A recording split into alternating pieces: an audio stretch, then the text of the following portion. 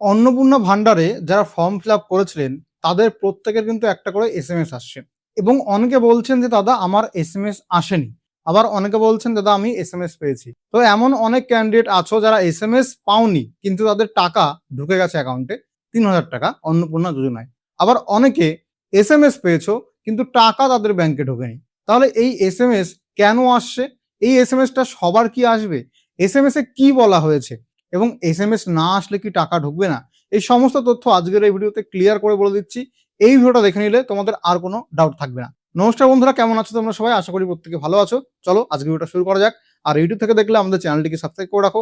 Facebook page থেকে দেখলে Facebook পেজটিকে ফলো করে রাখো। এরকম গুরুত্বপূর্ণ আপডেট আরো আমরা নিয়ে আসবো এবং সঠিক আপডেট নিয়ে আসবো। কোনো ভুল ভ্রান্তি বা ফেক খবর দেবো না। দেখো, অন্নপূর্ণা ভান্ডারে এসএমএস এবং পেমেন্টের স্ট্যাটাস কিভাবে চেক করবে তার গাইড দিচ্ছে আজকে। এখানে যদি তোমার এসএমএস না আসে তাহলে কি তুমি ৩,০০০ টাকা পাবে না, যেটা আজকে এই ভিডিওতে আমরা ইন ডিটেল আলোচনা করব। তো প্রথমে দেখে নাও এসএমএসটা কি আসছে। এইরকম একটা এসএমএস অনেকে পেয়েছে অন্নপূর্ণা ভান্ডারে অ্যাপ্লাই করার পরে, যেখানে বলা আছে অন্নপূর্ণা যোজনার অধীনে আপনার প্রাপ্য অর্থ ৩,০০০ টাকা প্রদান করা হয়েছে। পশ্চিমবঙ্গ সরকারের পক্ষ থেকে এসএমএসটা পাঠানো হয়েছে। আমি এই পাশে এসএমএসটা মেনশন করে দেবো, আপনারা দেখতে পারবেন যে এক্স্যাক্টলি এরকম এসএমএস এসছে। এবার অনেকেই ভাবছেন এটা এলেই, অর্থাৎ এই এসএমএসটা এলেই টাকাটা নিশ্চিত আপনার ব্যাংকে চলে আসবে। এটা কি সত্যি? আসল সত্যিটা কি? এই এসএমএসটা নিয়েই কিন্তু মানুষের মনে প্রচুর বিভ্রান্তি এসছে। অনেকে বলছে আমি এসএমএস পেয়ে গেছি এবং তার সঙ্গে আমি টাকা পাইনি। অনেকে বলছে আমার এসএমএস আসেনি কিন্তু আমার টাকাটা ঢুকে গেছে। এরকম কেন হচ্ছে চলো জেনে নিই। এসএমএস পাওয়া মানেই কি টাকা নিশ্চিত পাওয়া যাবে? ভালো করে বুঝবেন। এটা কিন্তু ভুল ধারণা যে এসএমএস এসেছে মানেই তোমার ব্যাংক অ্যাকাউন্টে টাকা ঢুকে গেছে। এটা ভুল ধারণা। অনেকে ভাবছে যে আমার এসএমএস এসেছে তার মানে আমার অ্যাকাউন্টে টাকা ঢুকে গেছে। কোন এসএমএসটা ভালো করে ঢুকবেন। টাকা ক্রেডিট হওয়ার এসএমএস এটা নয়। এটা একটা সরকারের পক্ষ থেকে জানানো হচ্ছে যে ৩,০০০ টাকা আপনার অ্যাকাউন্টে দেওয়া হয়েছে। এটা কিন্তু ব্যাংক থেকে আসেনি, পশ্চিমবঙ্গ সরকার থেকে এসছে। তাহলে এই টাকা ঢোকা মানে এই এসএমএস ঢোকা মানে আপনার টাকা ঢোকা নয়। আসল সত্যিটা কি? এসএমএস পাওয়াটা একটা ইতিবাচক সংকেত মাত্র যে হ্যাঁ আপনার আবেদন জমা পড়েছে এবং তার মানে এক হিসেবে দেখতে গেলে ভেরিফিকেশন আশা করি যে সফল হয়েছে। ঠিক আছে, এরকমটা মনে করতে পারেন। চূড়ান্ত বিষয় হলো আপনার আবেদন সম্পূর্ণভাবে অনুমোদিত হয়েছে কিনা শুধুমাত্র এসএমএস এর উপর নির্ভর করবেন না। তার মানে এসএমএস আসা মানেই যে আপনার টাকাটা 100% ঢুকে যাবে এমনটা কিন্তু নয়। এসএমএস আসা মানে একটা ইতিবাচক সংকেত, হ্যাঁ আপনার আবেদন সফলভাবে জমা পড়েছে এবং ভেরিফিকেশন প্রসেসে আছে। এবার এসএমএস স্ট্যাটাসটা বুঝবেন। যাদের এসএমএস এসেছে কিন্তু টাকা ব্যাংকে ঢোকেনি তাদের কি করতে হবে? আপনাদের কিচ্ছু করতে হবে না, আপনি জাস্ট অপেক্ষা করবেন, আপনার টাকা ঢুকে যাবে। এক্ষেত্রে আপনার ডিবিটি লিঙ্ক যেই ব্যাংকে আছে সেই ব্যাংকটা পাসবুক আপডেট করতে থাকবেন, বা সেই ব্যাংকে টাকা ঢুকলে যেন আপনি এসএমএস পান। তো এসএমএস সার্ভিসটা ব্যাংকে গিয়ে চালু করে নেবেন যে টাকা ঢুকলে যেন এসএমএস পেয়ে যান। তো যাদের এসএমএস এসেছে কিন্তু তাদের ব্যাংকে টাকা আসেনি, তাহলে এসএমএস পেয়েছেন টাকা পাননি ব্যাংকে, আপনাদেরকে অপেক্ষা করতে হবে। ঠিক আছে, যাদের এসএমএস আসেইনি এমন অনেক ব্যক্তি আছে যারা প্রথম দফায় ফার্স্ট দফায় যারা ৩,০০০ টাকা পেয়েছে তাদের কোনো প্রকার এসএমএস আসেনি। এই যে এসএমএসটা সরকারের পক্ষ থেকে করা হচ্ছে এটা আসেনি, তাদের ডিরেক্টলি টাকা ব্যাংকে ঢুকে গেছে এবং তাদের তো কোনো ব্যাপার না। তো চিন্তামুক্ত থাকুন। আপনার যদি এই গভর্নমেন্টের যে এসএমএসটা ওটা না এসে থাকে তবুও আপনি টাকা পেয়ে গেছেন, কোনো অসুবিধা নেই। যাদের সরকারের পক্ষ থেকে কোনো এসএমএস আসেনি, যাদের ব্যাংকে টাকা ঢোকেনি মানে কোনোটাই আসেনি, তাদের কিন্তু স্ট্যাটাসটা চেক করতে হবে যে আপনার আবেদন ফর্ম জমা পড়েছে, সেটা ভেরিফিকেশনে আছে কিনা, ভেরিফিকেশন সফল হয়েছে কিনা, এগুলো জানতে বলেছে। ঠিক আছে, এইবার দেখুন এসএমএস এসেছে কিন্তু ব্যাংকে টাকা ঢোকেনি, কি করতে পারবেন? এই যে এসএমএসটা আসছে এটা সরকারি সার্ভার থেকে আসছে, অর্থাৎ আবেদন ফর্ম যখন আপনি জমা করেন সরকারে, সেটা সরকারি আধিকারিকরা যখন ডাটা এন্ট্রি করে এবং তারপরে কিন্তু আপনার কাছে এসএমএসটা আসে সরকারের পক্ষ থেকে, আপনার ফোন নম্বর এসএমএস পাঠায়। এখানে আতঙ্কিত হওয়ার কিছু নেই। অনেক সময় সরকারি সার্ভার থেকে এসএমএস আগেই আপনাকে পাঠানো হয়ে যায়, অর্থাৎ ডাটা এন্ট্রি হয়ে গেলেই আপনাকে সরকারের পক্ষ থেকে এসএমএস করে দেওয়া হয়। এবং এই এসএমএস করার সঙ্গে সঙ্গে যে টাকা ঢুকবে, ইনস্ট্যান্ট টাকা ঢুকবে এমনটা নয়। এসএমএস আগে পাঠানো হয় সরকারি সার্ভার থেকে এবং সেই এসএমএস থেকে ব্যাংকে টাকা আসা পর্যন্ত 24 থেকে 72 ঘন্টা সময় লাগতে পারে। এটা কিন্তু ব্যাংকিং আওয়ার্স, অর্থাৎ ব্যাংকিং ওয়ার্কিং ডেজ। মানে যেমন সানডে বা স্যাটারডে অনেক সময় ব্যাংক বন্ধ থাকে, গভর্নমেন্ট হলিডে ব্যাংক বন্ধ থাকে, ওই সমস্ত দিন ধরবেন না। ওই সমস্ত দিন বাদে যে কোনো চালু দিন 24 থেকে 72 ঘন্টা অপেক্ষা করুন, এসএমএস আসার পরে টাকাটা দেখবেন ঢুকে গেছে। স্বাভাবিক বিলম্ব এটা। ব্যাংকিং প্রসেস সম্পূর্ণ হতে কিছুটা সময় লাগতে পারে, যার জন্য সরকারের পক্ষ থেকে যখন আপনি ৩,০০০ টাকার এসএমএসটা পান তখনই সঙ্গে সঙ্গে টাকাটা ঢোকে না। 24 থেকে 72 ঘন্টার মধ্যে আশা করি টাকাটা ঢুকে যাবে, কারণ ব্যাংকিং প্রসেস হতে সময় লাগে। 24 থেকে 72 ঘন্টা অপেক্ষা করবেন। এবার মোবাইল ব্যাংকিং, এটিএম বা পাসবই আপডেট করে আপনি ব্যালেন্সটা চেক করে নেবেন যে টাকাটা ঢুকেছে কিনা। অনেকের 3000 টাকা ব্যাংকের তরফ থেকে ক্রেডিট হয়ে যায়, ব্যাংকের থেকে এসএমএস আসে। অনেকের এসএমএস নাও আসতে পারে ব্যাংকের থেকে বা সরকারের পক্ষ থেকে। এর কারণ একটা হতে পারে ফোনে রিচার্জ নেই, এসএমএস এ আসার কোনো ইনকামিং এসএমএস তো আসবে না রিচার্জ না থাকলে। সেক্ষেত্রে সেগুলো দেখে নেবেন। মেন কথা ব্যাংকের পাসবইটা আপডেট করে নেবেন বা এটিএম দিয়ে ব্যালেন্স চেক করে নেবেন। 24 থেকে 72 ঘন্টার মধ্যে টাকাটা ঢুকে যাবে যদি আপনি এসএমএসটা পেয়ে থাকেন। এরপরে এসএমএস না হলে কি টাকা পাবেন না? দেখুন, অনেকে টাকা পেয়েছেন কিন্তু তাদের এসএমএসই আসেনি। এসএমএস সিস্টেম সম্পূর্ণ অটোমেটিক, অনেক সময় ডেলিভারি হয় না। টাকা পেয়ে গেলে এসএমএস নিয়ে চিন্তার কোনো কারণ নেই, ঠিক আছে? তাহলে আপনি যদি অন্নপূর্ণা ভান্ডারের 3000 টাকা পেয়ে যান এবং আপনাকে সরকারের পক্ষ থেকে কোনো এসএমএস না করা হয়ে থাকে, তাহলে চিন্তার কোনো কারণ নেই। এসএমএস ফেইল্ড বা আপনার ফোনে না ঢোকার অনেক কারণ থাকতে পারে। যারা প্রথম দিন আবেদন করেছিলেন, মনে করুন অফলাইনে আপনি 27 মে থেকে আবেদন শুরু হয়েছে, আপনি তখন আবেদন করেছিলেন, তারা ম্যাক্সিমাম লোকজন এসএমএস পায়নি। প্রথম কিস্তিতে তার 3000 টাকা দিল ফার্স্ট দফায়, প্রথম দফায়, তখন অনেকেই কোনো প্রকার এসএমএস পাননি, তবুও অ্যাকাউন্টে 3000 টাকা কিন্তু ক্রেডিট হয়ে গেছে।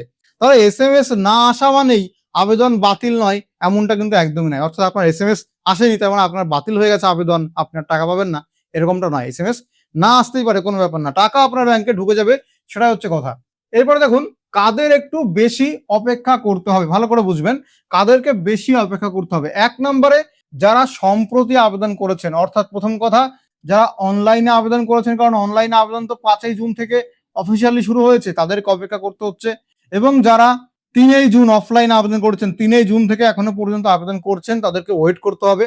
এর সঙ্গে যাদের আবেদন এখনো ভেরিফিকেশন পর্যায়ে আছে, তাহলে যারা সম্প্রতি আবেদন করেছেন তাদের আবেদন ভেরিফিকেশন পর্যায়ে আছে এবং তাদের ডকুমেন্টও যাচাই চলছে, তাহলে এই 3 ক্যাটাগরির লোকজনকে একটু ওয়েট করতে হবে, ঠিক আছে? আবেদন প্রক্রিয়া সম্পূর্ণ করেছেন সেটা সরকারি আধিকারিকরা ডাটা এন্ট্রি করবে।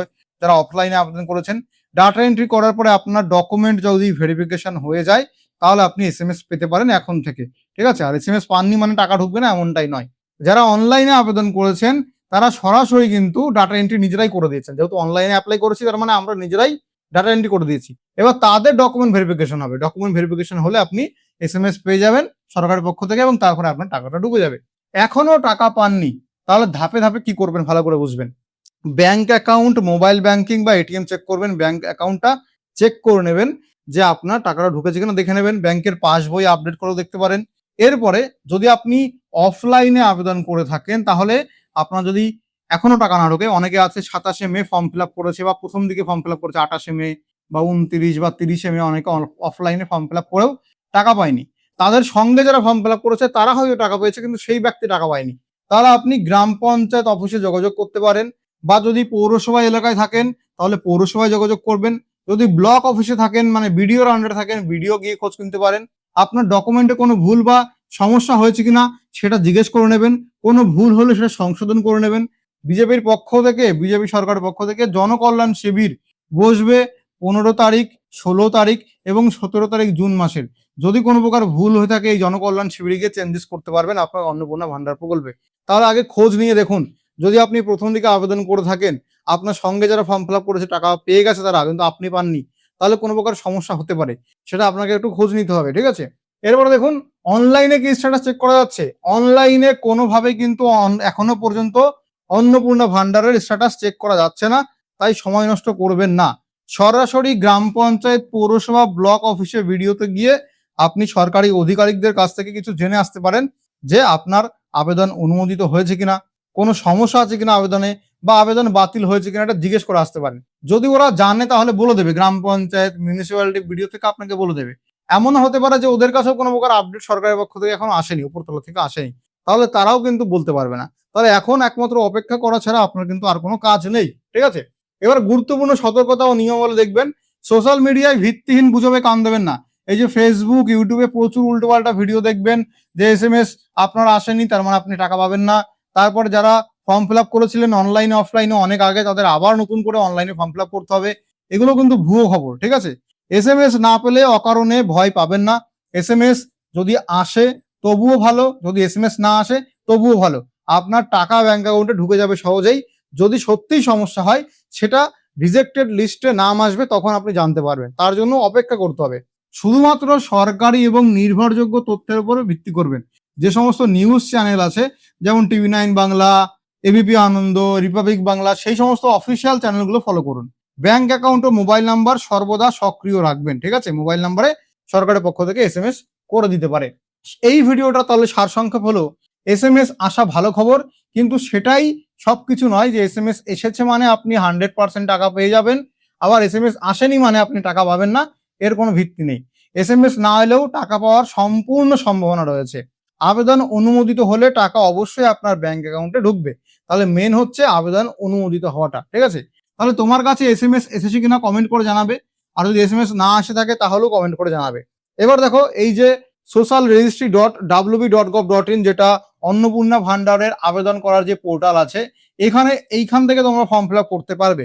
কিন্তু এখনো পর্যন্ত স্ট্যাটাস চেক করার কোনো প্রকার কোনো অপশন কিন্তু এখনো অ্যাড হয়নি। তাহলে এই স্ট্যাটাস তুমি অফলাইনে আবেদন করে থাকো বা অনলাইনে আবেদন করে থাকো, স্ট্যাটাস চেক করা সম্ভবত এখনো পর্যন্ত 90 দিন, যেহেতু ফর্ম ফিল আপ চলবে, তাই 90 দিন পরে গিয়েই এই স্ট্যাটাসটা চেক করার অপশন দেবে। কারণ 90 দিন পর্যন্ত পশ্চিমবঙ্গের যত মহিলা আবেদন করবে তাদের ডেটাগুলো এন্ট্রি করা হবে সরকারি পোর্টালে, এবং সেই ডেটাগুলো পোর্টালে আপডেট করার পরেই তারপরে অপশনটা আসবে, তার আগে আসবে না। তাহলে স্ট্যাটাস এখনো চেক করা যাচ্ছে না। যদি কোনো প্রকার ভুল হয়ে যায় ফর্মে অনলাইনে আবেদন করার সময়, এডিট করার অপশনও এখনো দেয়নি। এছাড়া SMS অনেকে পাচ্ছে, অনেকে পাচ্ছে না। যাদের SMS এসেছে তারা অনেকে টাকা পেয়ে গেছে, অনেকের SMS আসেনি তাও টাকা ঢুকে গেছে। তাহলে SMS আসা না আসা সেটা সম্পূর্ণ ডিপেন্ড করছে সরকারি সার্ভারের উপরে, এবং বিভিন্ন কারণে SMS নাও আসতে পারে, বাট টাকা ঢোকাটা মেন কথা। তাহলে আপনাকে ওয়েট করতে হবে, আপনার টাকাটাও আশা করি সহজভাবে ঢুকে যাবে যদি আপনি সবকিছু ঠিকঠাক করে ফিল আপ করে দেন। তাহলে কোনো প্রকার প্রশ্ন থাকলে অবশ্যই কমেন্ট করে জানান। এরকম গুরুত্বপূর্ণ ভিডিও আরো পাওয়ার জন্য আমাদের ইউটিউব চ্যানেলটিকে সাবস্ক্রাইব করে রাখবেন, ফেসবুক পেজটি ফলো করে রাখবেন। ভিডিওটা ভালো লাগলে লাইক করুন, শেয়ার করুন। ধন্যবাদ, দেখা হবে পরবর্তী ভিডিওতে।